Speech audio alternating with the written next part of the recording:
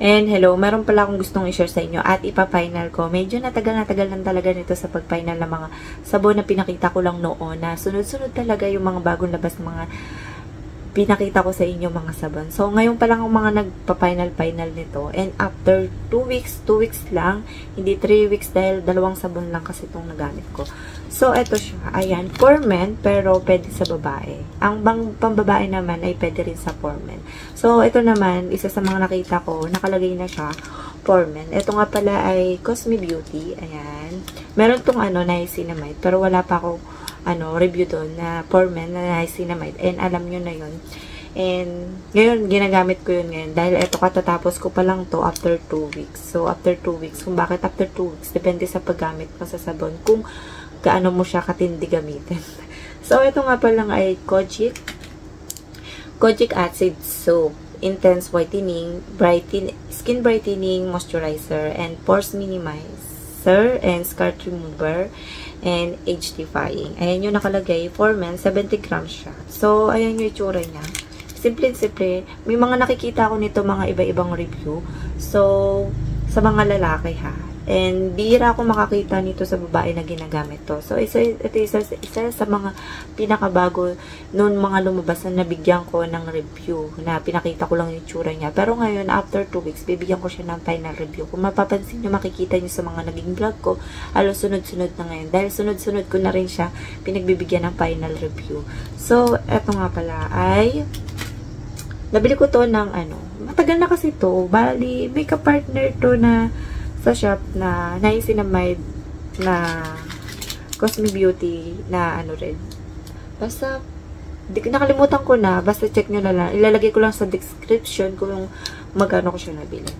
And, di ko rin kasi matandaan. So, nandito yung ingredients niya. Sobrang dami. Nagulat ako nung sa Kojic Acid na to. Sa Kojic Acid Soap na to. Intense Whitening. Ayan. Ang dami niyang, ilalagay ko lang yung ingredients. Dahil hindi ako iba yung pamilya. Sobrang kaisa-isayin ko pa yun. Ang dami. So, meron siyang dito. Ayan. Meron siyang niacinamide. Alam nyo naman na niacinamide, vitamin B3. And niacinamide, nakakapagpawala siya ng mga dark dots sa face, yung mga dark spot, gano'n. Ayun. And Kojic Acid, palpitate. Meron din siyang gano'n. Alam nyo naman ang Kojic Acid, diba? So, merong aloe vera din. Ayun. So, ilalagay ko lang tea tree. Ayun. Yun, basta. Yun, lalagay ko lang yung ingredients. So, yung pinagamitan ko mala nito, gusto nyo makita. Baka sabihin kasi, hindi ko siya pinakita. Hindi mo naman yan ginamit kaya hindi mo naman So, ito siya. Ayan. So, ito yung unang-una. Medyo natuyo-tuyo na. Ito basa-basa. Hindi ko na siya tinanggal. So, ayan. Yung amoy nito ay, amoy pagka-amoy Kojic Acid. Tapos sa katawan nito, orange na orange siya. As in, orange siya pagka ganun. Kulay siya, makulay yung pagkabula niya orange. Tapos sabi, makatiba sa face nung ginagamit mo siya. Ginagamit ko lang siya sa face tuwing maliligo ko, gano'n. Halimbawa, maglilamos ako, doon ko lang siya ginagamit. So, makatiba siya, nagbalat pa siya sa face. Yes, nagbalat siya dito. As in, ang dami ko nakukuha, kahit nagtawel pa ako ng, pakuskus. Kasi gano'n kasi ako gumamit ng mga sabon, kuskus mo na, tapos bago babad. Gano'n kasi mas effective yun. Ayun. Hindi yung dediretso mo na tas babad. Mas okay na magkuskus ka muna para malaman mo kung yung libag mo na alis na. So, ayun. And, ayun. Nagbalat dito, banda. Nagkuskus na, tas banda dito sa may gilid. Tas nakakaputi ba siya? Yes, nakakaputi siya. Dahil maputi na ako. So may magtatanong dyan. Ang dami mo naman nagamit ng sabon. Hindi naman sa lahat ng sabon na nagagamit ko. Halimbawa, yung final ko dito sa after 2 weeks, tapos bigla ako nagpainit ng sobra. Meron doon lalabas na, halimbawa 2 days, kasi nga syempre ngayon pasukan na naman, nag-iinit na naman. Ayun, nangyayari, napapainitan din ako. Tapos ayun, madali lang naman kasi ako umitim tsaka mumuti. Yun. And dry ba siya sa skin kahit naglo-lotion? So hindi, meron kasing lotion, meron kasing sabon na dry kahit na naglo-lotion. Pero meron naman sabon kahit naglo-lotion ka, hindi dry. Ayan, malalaman ko naman yun sa mga sabon, sa mga lotion na ginagamit ko.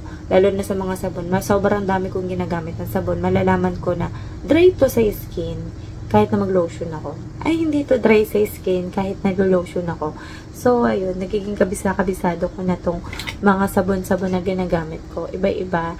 So, magtatanong dyan, masama ba pag iba-iba ginagamit ng sabon? Depende na lang sa skin mo kung sa type ng skin mo. Meron kasing sensitive skin. Pagka sensitive skin ka, magtanong ka muna sa yung dermatologist. Mas okay kasi nagtatanong, hindi yun magtatanong ka, tapos sasabihin nila, okay yan okay yan sa, tawag dito, sa skin mo, kahit na sensitive yan. Tapos ginamit mo.